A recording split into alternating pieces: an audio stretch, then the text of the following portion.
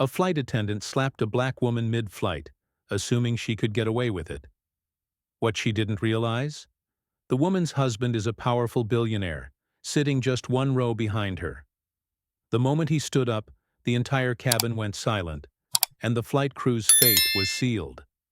This jaw-dropping story is a powerful reminder that status doesn't always look like what you expect, and disrespecting the wrong person can cost you everything. Watch until the end to witness how karma boarded the flight and landed hard.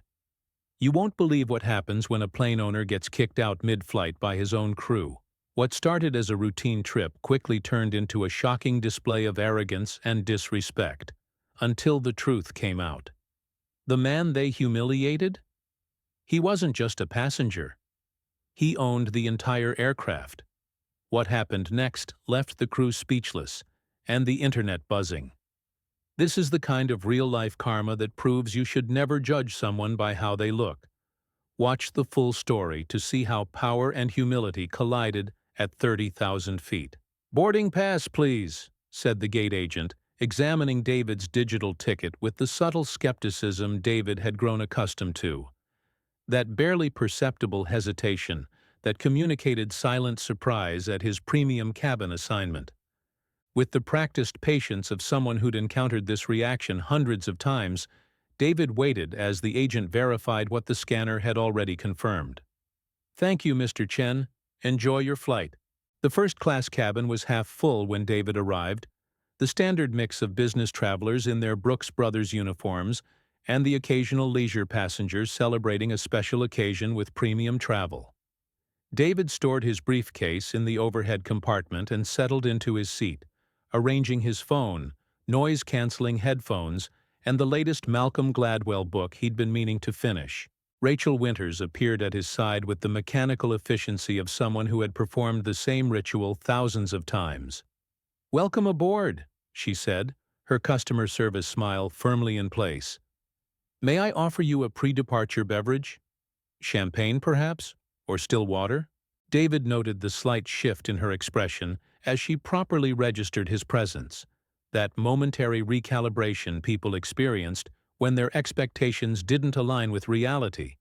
It wasn't overt rudeness or hostility. It was something more subtle, a minor downgrading in warmth, a barely perceptible cooling of professional courtesy. "Just water, thank you," David replied pleasantly, long accustomed to these micro-adjustments in how people engaged with him. "No ice." Rachel nodded and moved to the next passenger, a silver-haired white man in seat 1B who received a noticeably warmer greeting, complete with a casual comment about the weather and an extra smile. When she returned with his water, it was with the perfunctory efficiency reserved for transactions rather than interactions. "Here you are, sir." "Thank you, Rachel," David replied, deliberately using her name. She nodded and turned to refill the champagne glass of the passenger in 1B, engaging him in casual conversation about his destination as she did so. David returned to his book, mentally filing away these observations without allowing them to disrupt his peace.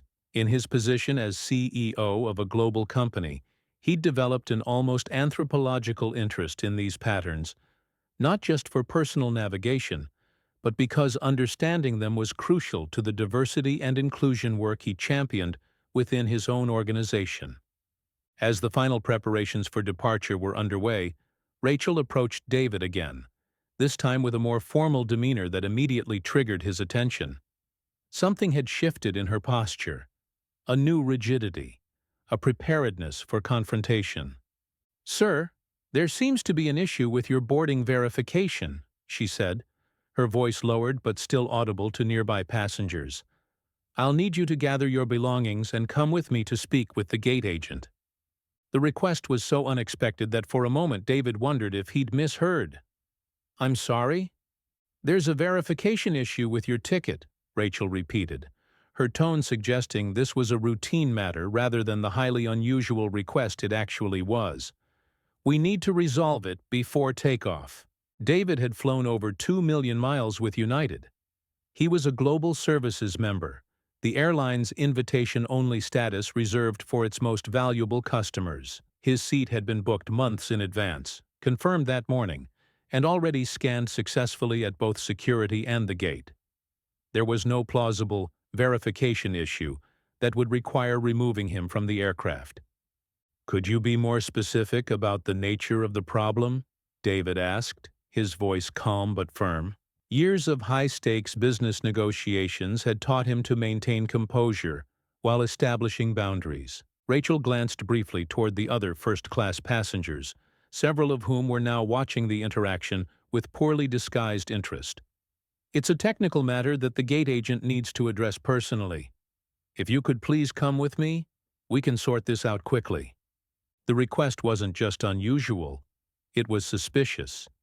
In his extensive travel experience, David had never witnessed a properly boarded passenger being removed for verification once seated.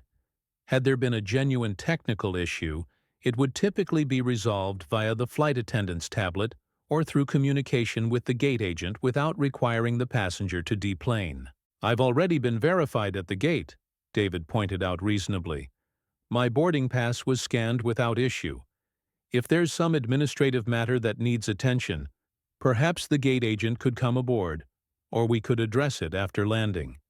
We're scheduled to depart in less than 10 minutes. Rachel's professional smile tightened almost imperceptibly. "Sir, I'm going to need you to cooperate. We can't depart until this matter is resolved." The implication was clear. David was now being positioned as the problem. His reasonable questions reframed as non-cooperation that would delay the entire flight. It was a classic power move, using collective pressure and potential public embarrassment to enforce compliance. "May I see the specific alert or notification regarding my ticket?" David requested, still maintaining his composure despite the growing awareness that something discriminatory was unfolding. Rachel hesitated, clearly unprepared for this direct request for evidence. "The system flag is only visible to the gate agent," she improvised. "That's why we need you to come with me." By now, most of the first-class cabin was paying attention to the exchange, though pretending not to. The white businessman in 1B suddenly fascinated by the safety card he'd ignored on his previous 100 flights. The anniversary couple whispering to each other while casting sideways glances. The woman with the tablet watching openly, her expression unreadable. David felt the familiar weight of being spectacle rather than participant, his dignity now subject to public scrutiny. He had two choices: comply with an obviously pretextual request, reinforcing the notion that his presence required additional verification, or resist and likely escalate the situation into something even more humiliating. "Rachel," he said quietly, "I've been a Global Services member for 12 years. I've never encountered this type of situation before. If there's a genuine issue with my reservation, I'd appreciate seeing some documentation of the problem." A flicker of uncertainty crossed Rachel's face, quickly replaced by the defensive posture of someone committed to a course of action, despite mounting evidence of its impropriety. "Sir, if you don't come with me voluntarily, I'll need to involve the captain, which could result in further delays." The escalation was as unnecessary as it was revealing. Whatever verification issue had supposedly prompted this intervention didn't warrant captain involvement, unless Rachel was now recasting David's reasonable requests for clarification as disruptive behavior. "I see," David replied, recognizing the dynamics at play. "In that case, please do involve the captain. I'd welcome their perspective on why a Global Services member is being asked to deplane for undefined verification after being properly boarded." Rachel's lips tightened into a thin line as she processed this unexpected resistance. David recognized the expression. It was the look of someone who had expected deferential compliance and was now forced to adjust to unanticipated pushback. "I'll be right back," she said, turning sharply and heading toward the front galley. In her absence, the first-class cabin remained uncomfortably silent.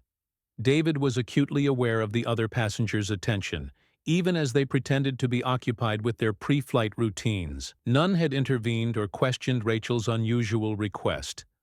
None had offered support or expressed concern about the apparent irregularity of the situation. Their silence wasn't neutral. It was the tacit acceptance that David's treatment, however unusual, must have some legitimate basis. 5 minutes later, Rachel returned with a man in his mid-40s wearing a supervisor's uniform. His nameplate identified him as Michael Barnes, customer service manager. "Mr. Chen," Michael began, his tone noticeably more deferential than Rachel's had been, "I understand there's some confusion regarding your seating assignment today." "The confusion isn't mine," David replied evenly. "I was properly checked in, cleared security, scanned at the gate, and seated without issue. I've now been told there's a verification problem requiring me to deplane, though no one has specified what that problem might be." Michael glanced briefly at Rachel, whose expression remained rigidly professional, despite the clear implication that she had initiated this situation without proper cause. "I apologize for the miscommunication," Michael offered carefully. "There appears to have been an error in how this situation was presented to you. There's no need for you to deplane." It was a diplomatic retreating of forces, an acknowledgement that whatever verification issue Rachel had claimed existed in fact did not, but without directly addressing why she had fabricated such a concern in the first place. "I appreciate that clarification," David said, maintaining the same measured tone he'd used throughout the exchange. "Though I'm still curious about what prompted this unusual request.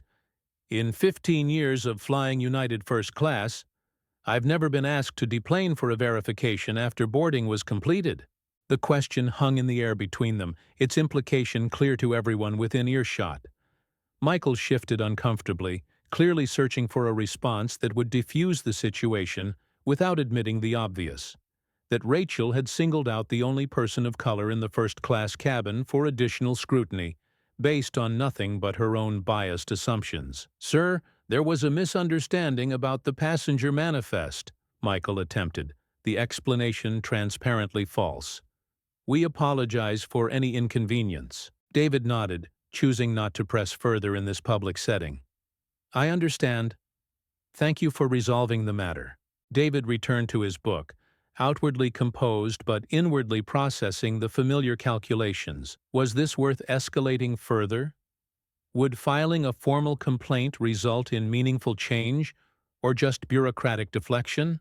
How much of his limited emotional energy should he invest in yet another instance of the same pattern he'd encountered throughout his professional life? The captain's voice came over the intercom, announcing their imminent departure for San Francisco. As the safety demonstration began, David noticed that Rachel was no longer serving the first-class cabin. She had been replaced by another flight attendant who introduced himself as James. As the aircraft pushed back from the gate and began its taxi toward the runway, David's phone buzzed with an incoming email. Normally scrupulous about airplane mode, he glanced at the notification before powering down. The timing was too precise to be coincidental. Someone, likely Michael, had escalated the incident up the chain of command, recognizing belatedly that their verification issue had targeted not just any Asian American passenger but one with significant influence. What they couldn't have known, what Rachel certainly hadn't considered when she'd approached his seat with her fabricated concern, was that David Chen wasn't merely a global services member or successful CEO. 8 months earlier, his company Meridian Global Logistics had acquired a 15% ownership stake in United Airlines as part of a strategic partnership to revolutionize the carrier's cargo operations and supply chain management. David was, in fact, one of United's largest individual shareholders and a newly appointed member of its board of directors, a position he'd accepted but that hadn't yet been publicly announced, scheduled for release the following week. The realization of who they had targeted with their discriminatory treatment would undoubtedly be cascading through the airline's management structure at this very moment, creating precisely the kind of panic that occurred when unconscious bias collided with corporate hierarchy. As the aircraft lifted off from Newark Liberty International Airport, David gazed out the window at the receding landscape below. The view reminded him of his father, an engineering professor who had immigrated from Taiwan in the 1960s and encountered far more overt discrimination than anything David experienced today. His father had taught him to identify patterns rather than isolated incidents, to understand that individual interactions reflected broader systems, and to address those systems rather than merely the symptoms they produced. There was a brief pause before he continued. I'd also like to take this opportunity to personally apologize to Mr. Chen in first class for the service failure during boarding. That's not how we treat our passengers at United, and I've ensured this incident will receive appropriate attention from our leadership team. The public acknowledgement sent a ripple of reaction through the cabin. The businessman in 1B glanced over at David with newfound interest, clearly wondering who warranted a personal apology from the captain. The anniversary couple whispered to each other, connecting the earlier incident to this unusual announcement. The woman with the tablet looked up, her expression suggesting this development confirmed something she'd already suspected. For David, the captain's statement was both validation and illustration, confirmation that what he'd experienced wasn't imagined or exaggerated, but also a demonstration of how differently situations were handled when the target of discrimination held positional power. As the aircraft touched down on runway 28R, David's phone buzzed again with another email notification. When the aircraft had emptied, Captain Robert Norris emerged from the cockpit, accompanied by a woman in her 50s whose uniform identified her as the chief flight attendant. Rachel stood slightly behind them, her expression a complex mixture of embarrassment, apprehension, and defensive pride. The chief flight attendant stepped forward next. Mr. Chen, I'm Susan Martinez, responsible for cabin service on this route. We've conducted an initial review of what occurred, and I want you to know that we're taking this very seriously. This isn't merely a service failure, it appears to have been discriminatory treatment, and that has no place at United. Her directness was refreshing.